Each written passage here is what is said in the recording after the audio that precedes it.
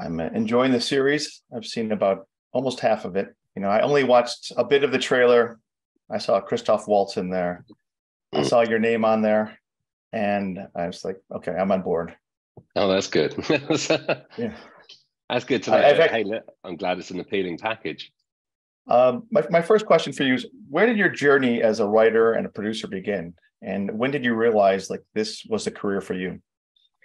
Oh, I think going way back, I think back to when I was 19 years old. And that's when I started. I remember trying to write a script when I was 19, but, back in England with nothing else to do, no real job prospects, thinking, might as well, it doesn't look too great every time I watch the TV. So, that was kind of, I started out writing comedy, and yeah, it just took me kind of years of trying it and teaching myself what was right and what worked and what didn't. There was never really one waking up thinking, I'm going to be a writer. I didn't really know how you became a writer. I just started writing and then gradually worked out what the industry is, and it took a while. And were there any films, people, series, anything that inspired you along the way, like that kind of gave you that push and made you want to do this? I think comedy in the 1980s in the UK, I think, was very strong. And I think that probably inspired me. I used to love shows like The Comic Strip Presents, which was kind of like a spoof of famous Hollywood movies and TV shows and stuff like that. It was kind of like a big budget Channel 4 comedy, things like that, just kind of taking filmic sensibilities and making jokes out of them. I think that was probably one of the initial things. I remember thinking, I want to do that.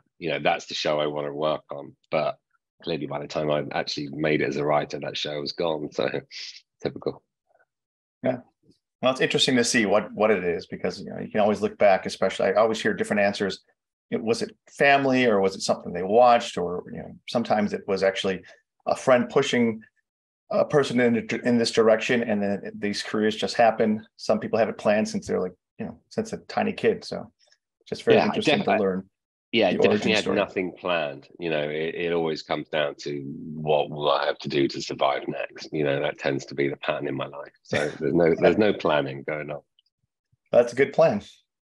So can you tell me about The Consultant a little bit? What it's about for people who don't know?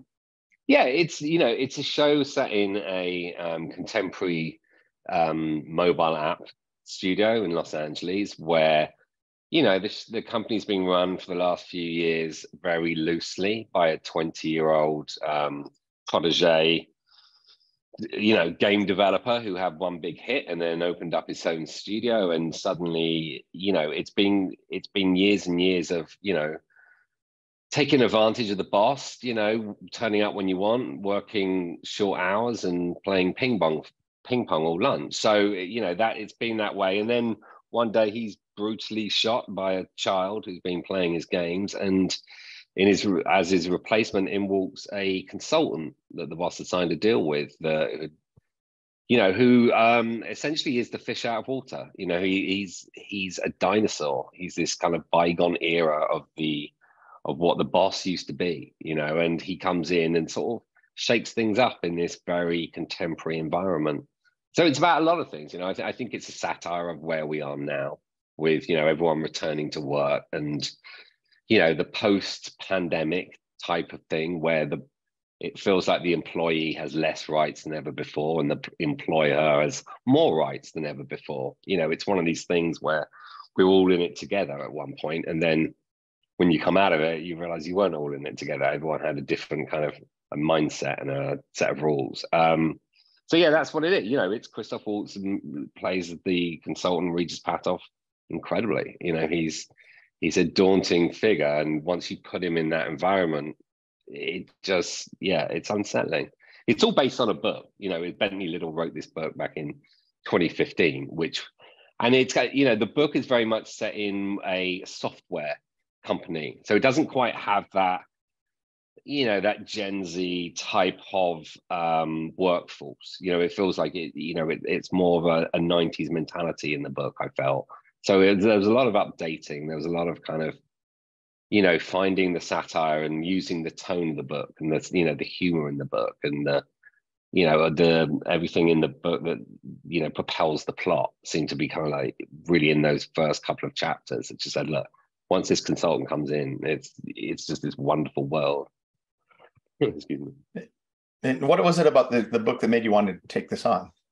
It was the sense of humor to it. It was kind of, I wanted to do a workplace thriller. I really wanted to do something set in the office, and I didn't have the pitch. I was just coming off Servant and just thinking, I don't know, there's something about that world. There's something about not having to write inside a tiny little house anymore, that I could come out into the big world and, what's happening in offices and things like that, that kind of inspired me. And from the book there's a cruelty to it, which I really like. And that there's a lot of that in my work that I've done before. There's just something quite dark and nasty and mean-spirited in a lot of people, but at the same time, there's genuine human emotion going through it all. So it felt like a really good fit. It felt like I could take that premise and, kind of build off it. No disrespect to what Bentley Little had done, but I could find plot within there that maybe wasn't in the book.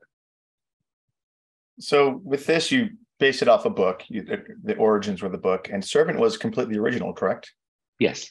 That was Servant was something that I'd created a very long time ago. When my children were very, very young. My daughter turns 21 this weekend, and Servant was created when she was like 1. So I feel like there's such a distance has happened, in that story at least. So what are the challenges, though, when you're doing something original that you really have free reign, and then you have something like this where it's based off, it's adapted essentially, that you want to stay true to the tone, but what other challenges or what other freedoms does it give you? I didn't feel like the book had kind of tied me in at all. We were I was very upfront about it when, taking it on to adapt it, that, it was the tone and the style of it that I loved. It was the premise of the book. It wasn't, if I'd done a literal adaptation of the book, then it would be like a 2-hour horror film.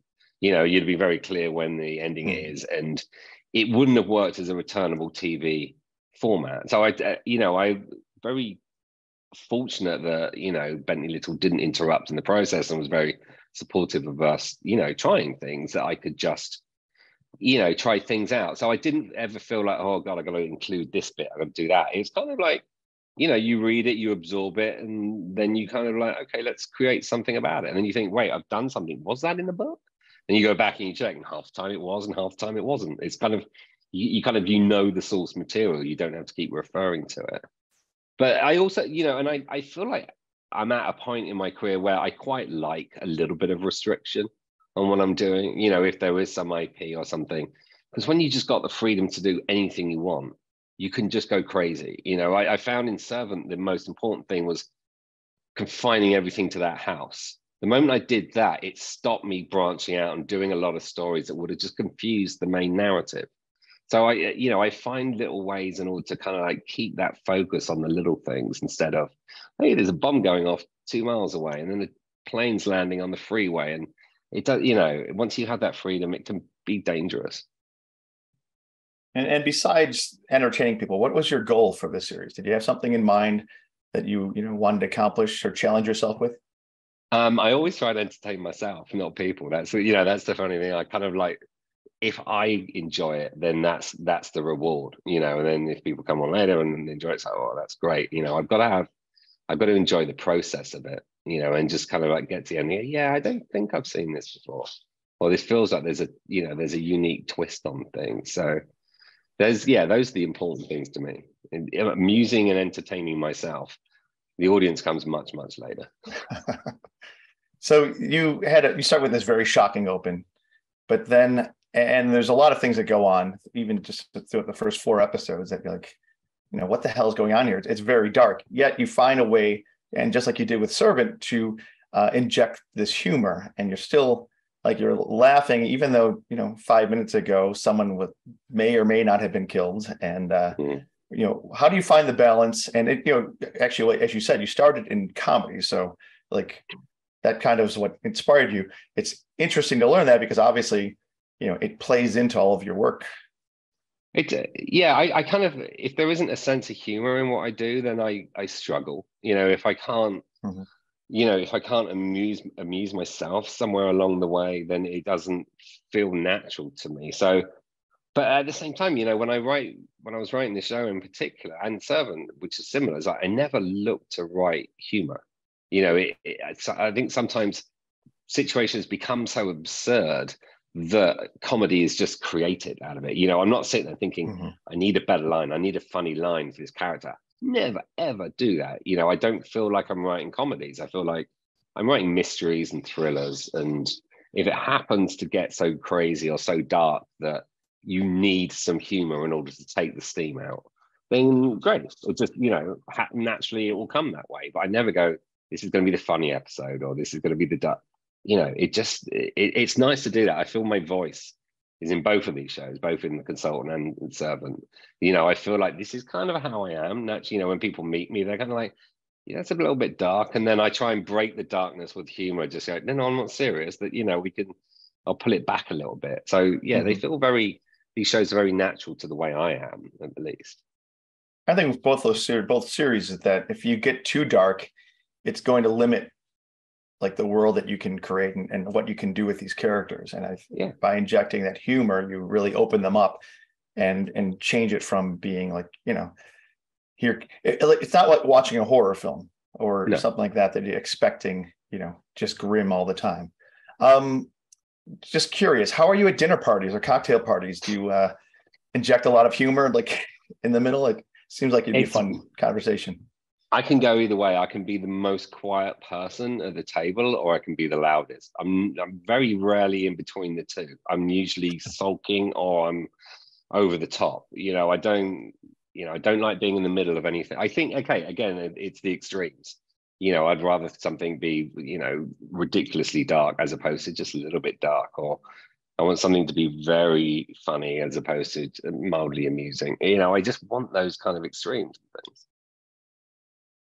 So with Christoph Waltz's character, he's delightfully odd and suspicious and mysterious. And as we learned pretty early on, he's got some secrets, obviously. How early on did you have him in mind to play this character? Not until actually I'd already written the pilot, and we'd just got Matt Shackman, who directed WandaVision, on board as our pilot director. So it was a case of Matt, and I hadn't thought of any cast. I never ever think of an actor when I'm writing, you know, when I'm creating something new, particularly. And then Matt and I sat down and we talked, and you know, I can't remember where it came from, but someone suggested Christoph, and I think at that moment, both Matt and I were like, yeah, that's really interesting. You know, he's got the ice in the veins type of thing that you need, and he's got and everything you need from that character. There's something sinister about him, and yet there's an extreme intelligence, you know, and there's a coldness, and yet there's a playful childishness when he really wants to break out. You know, he can be very childish and playful with this stuff. So you know, it just, the moment it was suggested, I was like, yeah, this feels right. And yeah, he read the script and sat down and wanted to meet with us. And, you know, we had a short conversation and he signed on. He was willing to kind of invest in us and take a risk to see what we were going to do with it. But yeah, we only had the first episode at that point. Have you been able to show this to Bentley Little and you know, see his reaction? Oddly not. I mean, it's very difficult at the moment. He doesn't seem to have email or much access to technology. I think he's got his own way of living, which is great. So, you know, we've been communicating through his reps, but I'm keen to have a conversation with him before this goes out. And you know, I want him to watch it. If we can get it on a DVD and ship it to him, then I'm sure, you know, he's going to be watching it. But he's been great in giving us freedom on this. I think he just, you know, he wants to see what we can do with it. And I like that. I like that challenge, you know, sort of one writer to another. I like to think of him wanting it to be good, but not too good, you know, like I would have done. It's like, you can take my work, but don't improve on it. You know, I want to be the boss. That, I'm sure he's got that attitude. Everyone's got something competitive in them. And yeah, I'm hoping that's his attitude towards it. But yeah, look, I hope I think it's in his style. I think it will make him laugh as well. And yeah, I think he'd be intrigued by it. So with this series, you wear so many hats. You're writing, producing, show running. Which hat fits you best, and do you find most rewarding? Writing every day. That's how I started out. Producing is it's kind of like a byproduct of writing. I find, at the moment anyway, where I am, kind of like working in America now, it's very important that you're producing. If you create a show and you write it, you kind of need to be in charge of it. You need to be able to kind of like employ everyone around you and kind of support them, but you also need to be the voice at the end is going to just kind of like, and whether you're calling bullshit on something or you're just kind of like putting a flag in something saying this doesn't quite feel right, you need one voice in there. So it's important, but it all comes down to writing. That's the only bit I really, really enjoy. The rest of it is watching other people work and kind of fingers crossed that they're great, and usually they are. But for me, it's being alone in a room with a keyboard. That's what it's all about. And as we discussed, you created Servant, what which I love since day one. I've been a fan. What lessons did you learn from Servant that you carried over into this series? I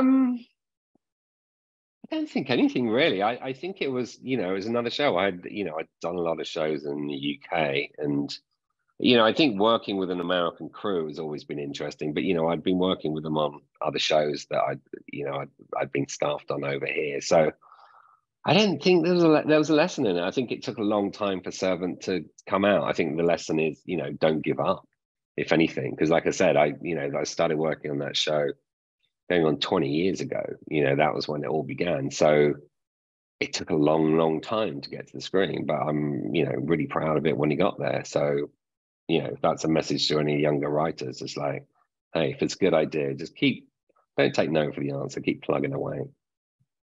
Both have the 30-minute type, around 30-minute episodes. Why do you choose that? Why do you go that route? Because I'm a frustrated sitcom writer. I think that's definitely it. I think, growing up with kind of like 1970s UK sitcoms, I think that's sort of the model of what I want to do. That's where my attention span is. And I love 30 minutes. I've worked in everything. I've done 1 hour, I've done like 90 minutes and all of these things. But there's just something about 30 minutes that there's an adrenaline rush. It's like writing a pop song as opposed to doing a concept album. If you know what I mean. You can get in, you can do that 3-minute lovely catchy tune and then just sit back and be proud of it. And then sometimes you do one and it's just like it just doesn't work, and you keep playing around with it and you just throw it out and you start another one. It feels like you're not throwing everything out. It's not like a 2-hour movie that you're throwing away to read, to start again. It's a 30-page script. You can do it. And that's how I started my career on like shows like EastEnders, which was, a 30-minute soap opera in the UK. It's like a natural length for me to write to. And now you're as you said, the 20 years you've been Servants kind of, been in your mind. Seeing it close out, how is that for you? Yeah, it's good. It's the end of one thing, the beginning of something else. I'm pleased that I got to tell that story and kind of like introduce the world to those characters and the way I see the world, really. So it's great. And now kind of moving on with the consultant, it feels like another chapter. I'm really enjoying it. Working with new people and doing something that's a little bit different, but still feels like it's my voice. It still feels like, I'm not sure who else would come up with that version of it, but into that. Yeah, it seems like you can switch from one thing to the next. I grow attached to every project I do, and then I'm like, oh wait, I got to put this away and put it on the shelf and then continue. But it's good to just be able to. Obviously, you've got 20 plus years in the industry. Yeah, and you got to learn to kill your own babies. Is that the phrase I'm looking for? Yeah. I believe, which might have been how you came up with Servant. Exactly. That was best. So what goals do you have? Or not what goals, I'm sorry. Let me start over. So what are you hoping people take away from this series? What would you like people to be saying? I want people to be entertained by it. I want people to kind of like see the world reflected in it. I want them to kind of realize, this is where we're at right now. This is what we're going through. And, Yeah, that's it. You know, I don't have that many more kind of like aspirations for TV. I just feel like it's entertaining for what it is. And Mhm. if you want to come back and watch the next episode, that's the only kind of validation we ever get in this industry. And when people stop watching, we're done, you know, we're in trouble. So every single episode, I want more and more people coming on board. I want, you know, just want it to escalate. And how long do you expect, or do you want this to live? Do you have like a set, like an end date, not end date, but you know what I mean? 20 episodes in mind, or is it just I think going to continue? Go ahead. Yeah, no, Christoph and I originally, you know, when we talked about it, he had the same question, like, well, how long are we going to do this? You know, what is the end? When is the end? And, you know, I said initially, I'd really like to do 3 seasons, you know, and make it so it's 3 very distinct chapters, you know, in this character's life, in a sense. But beyond that, I don't know. You know, if it feels good to stop after 1 or 2, or if it feels good to go on to 5, I'm open for it. You know, as long as everyone's keen to do it, as long as Christoph's up for it, and if he feels that the material is fresh enough and good enough to, you know, because he's going to walk away. You know, if it's not good up to his standard, he's going to walk away. He's no fool. He's going to, you know, I'm going to have to write an amazing script to keep him. So as long as we've got stories to tell, you know, I'm happy. At the moment, I'm enjoying it. I can't wait to write more of it. But if you ask me in a year, I might be going, no, I'm done. I got to do something else now. I want a show set on a boat. You know, that would be next. Can you do 2 series at once? Can you show run 2 at the same time? Is it possible as a writer and a producer? And You can, yeah. I mean, if the timing works out, you know, I don't think it's good to kind of stretch yourself and do 2 things at the same time. You know, I think when you're working on a show, then you're passionately involved in it, then that's what you're on. I think when one ends, another one begins, that's fine. I think how you juggle 2 things in production at once, I don't think that's for me. I think I'd rather feel comfortable and confident in what I'm doing, that I have enough time. You know, and everyone has enough time. No one feels rushed and distracted on it. It's too much fun to rush. You know, you should kind of take your time and enjoy these things. And just another kind of, I'm curious question. What are you watching right now? Is there anything out there that you're really enjoying, old or new? I'm watching Love Island and Traitors. Is that bad? Scripted wise, yeah, scripted. I still keep going back to the 1960s Twilight Zones, and I still keep going back to Mad Men. You know, those are kind of like my staples. And every now and then I'll go back and watch Peep Show. You know, that's kind of like, or the In-Betweeners as well. When my kids are in town, we'll do Peep Show In-Betweeners. So I kind of, depends who I'm with. You know, I still get a lot of British TV. You know, I want to kind of keep that accent in the back of my head every now and then, and I love the humor of them. So I still hook into those. Great. Just 2 questions to close out. The first one, well, 3 words to describe The Consultant. Dark, twisted, sinister. Nice. And this one, you know, no spoilers, but since I won't be able to talk to you before again, 3 words to describe the finale of Servant. Emotional, surprising, rewarding. All right, I just got the chills. I can't wait. I can't wait for more of The Consultant. I can't wait to see how Servant closes out after all this time. And I really appreciate you taking the time and the work you're doing. You're entertaining me. So put that down as one person. Thank you. Thank you, Stephen.